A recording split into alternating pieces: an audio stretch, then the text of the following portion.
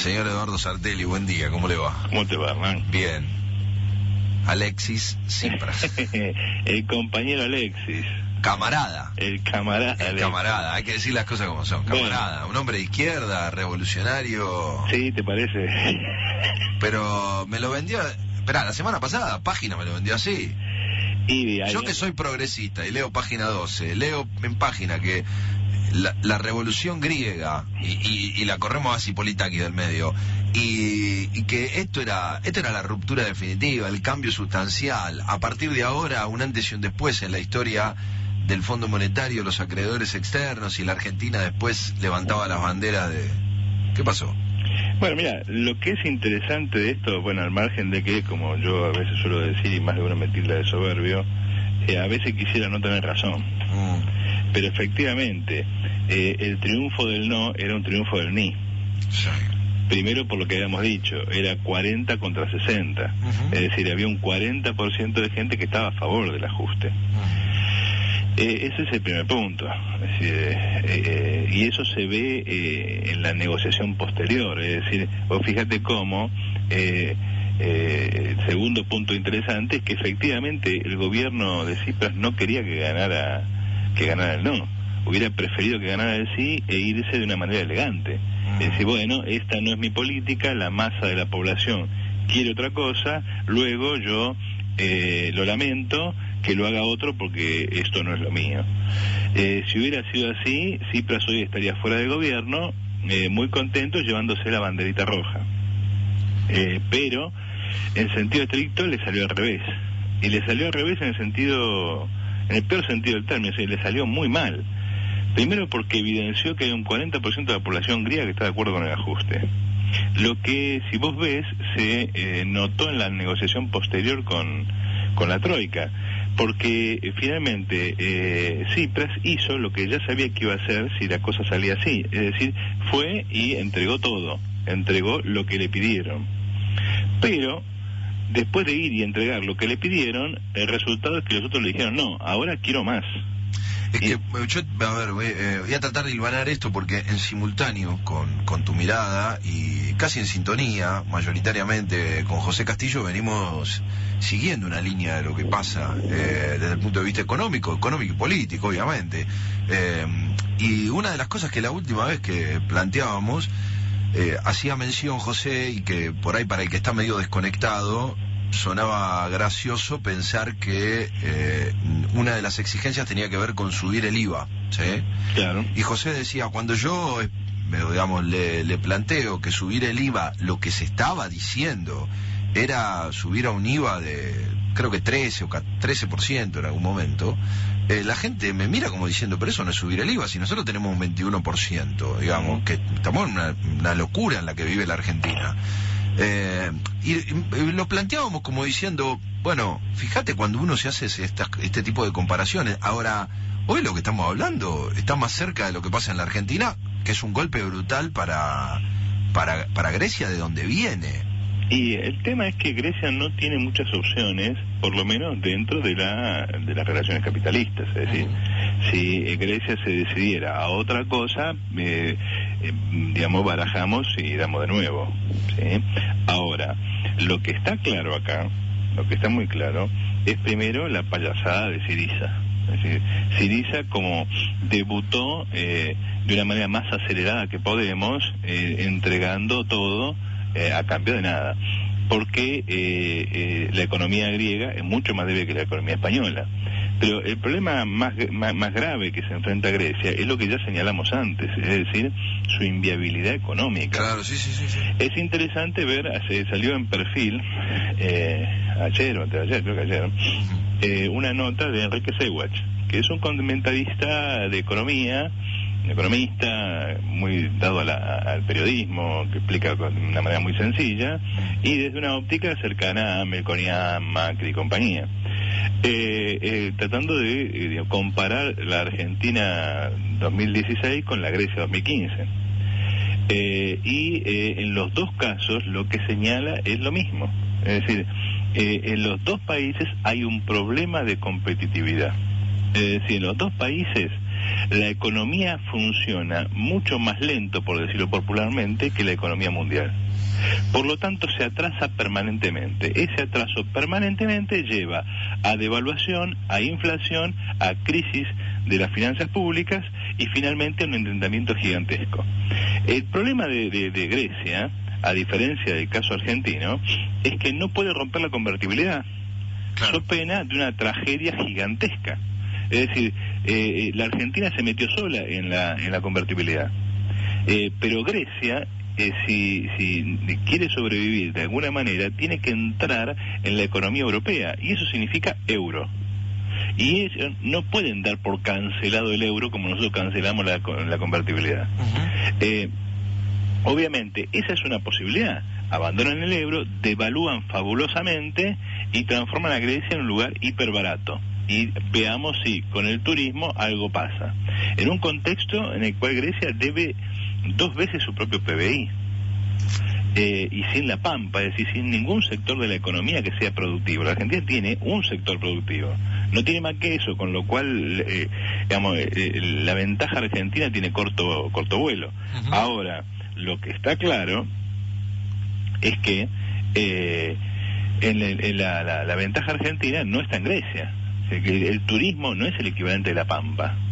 Y la devaluación violenta significa un ataque gigantesco, más grande todavía, que se le pide mediante el Fondo Monetario, a las condiciones de vida de la población griega, porque toda devaluación significa una destrucción de las condiciones de vida. Con lo cual, acá estamos en una encrucijada que es interesante en este punto. Es decir, manteniéndose en este campo, a Grecia no le quedan muchas cosas por hacer, manteniéndose en el campo capitalista. Y esa es la razón por la cual Tsipras termina haciendo lo que hace, porque no es capaz de pensar más allá del capitalismo. Fuera del campo capitalista, las cosas son distintas. Obviamente, distintas quiere decir un gran interrogante, pero por lo menos un conjunto de posibilidades distintas que no están presentes ahora. Lo que está claro es que en estas condiciones Grecia se enfrenta a esto, y toda la movida de la población griega de haber votado a Tsipras, de haber votado a Syriza, etcétera, etcétera, se revela como lo que es: ilusiones centroizquierdistas que generan condiciones todavía peores para la construcción de una alternativa política seria que resuelva la situación. Ahora, es extraño porque la verdad, hasta tanto vos como José me llevan por un mal camino, y en este ida y vuelta, en este pivoteo entre el análisis que venimos teniendo, un poco de lo que replica aquí en la Argentina de lo que es Grecia, que me parece clave como para no seguir enturbiando un poco el análisis, porque la lógica de la presentación que nos hacen es Grecia-Argentina, y como bien lo planteás y lo planteó José en más de una ocasión, digo, no estamos hablando de ese mismo parámetro. Esta lógica de dónde se sostiene económicamente Grecia es clave. Hacía ver que había otras posibilidades, es decir, que ante la posibilidad de negociar, ante la salida del ministro de Economía y la posibilidad de negociar, me parece que se terminó entregando como demasiado. Digo, la percepción es, pero ¿por qué? Si había incluso había una referencia del pueblo avalando por lo menos poner ciertas restricciones, y hasta había parte del Fondo Monetario, creo que fue, que salió a hacer un planteo casi, digamos, equilibrado. Y la posición que hoy se observa, aparte de las bolsas del mundo ya están demostrando que están contentísimas, inclusive hasta poder tensar más la soga sobre la lógica de romper con el euro, lo que podía traer como cierta esquizofrenia a lo que le pasan a otros países que casi tan mal como Grecia en algún momento podían terminar saltando. Digo, Grecia podía haber sido el primero de esa ruptura y complicar realmente un sistema europeo. Sí y no. Recordad que Grecia y los problemas de Grecia son un vuelto de la economía europea. Acá lo que se está transformando, lo que estamos observando son dos cosas. Primero, si te metiste en los últimos minutos, te das cuenta que las bolsas no están tan conformes después de ¿cómo se llama?, de una ilusión inicial. ¿Por qué? Porque esto todavía tiene que pasar por el Parlamento griego y tiene que pasar por la sociedad griega. Y entonces vamos a ese esquema en el cual el 60% le acaba de decir a su ministro, no, esto no. Pero a ver, la única manera de que esto no pase es que el ministro que se acaba de ir se transforme en un virtual candidato para suplantar al actual presidente. Yo creo que si ese 60% no ha sido suficientemente desmoralizado por Syriza, ese 60% se va a expresar en la calle en poco tiempo en Grecia y vamos hacia una crisis política en Grecia muy grave. ¿Cuál es el elemento, la cuestión clave de gobiernos como Syriza, como Podemos, como Chávez, como Morales, como Kirchner? Grandes promesas basadas en nada, es decir, no vamos a transformar seriamente nada. Es la ilusión de que vamos a resolver los problemas sin que cambie nada. Dicho de otra manera, esto no nos va a costar nada. Es casi, digamos, adornado con un lenguaje izquierdista la propuesta de Macri. La propuesta de Macri es, si uno gestiona bien, se acabaron los problemas. Acá no hay una confrontación social, no hay batallas de clase, acá no hay rupturas sociales.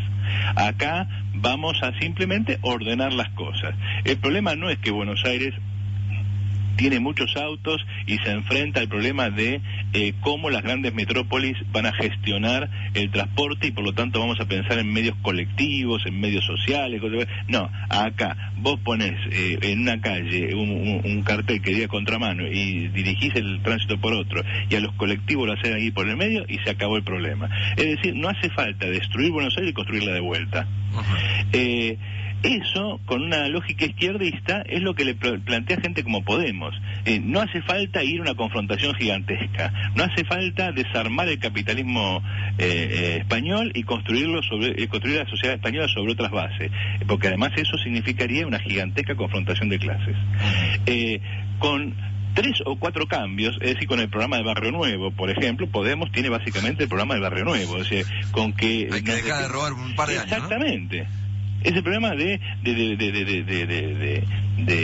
Carrió, es decir, dejémonos de robar y se acabaron los problemas. Y yo digo, ojalá fuera así.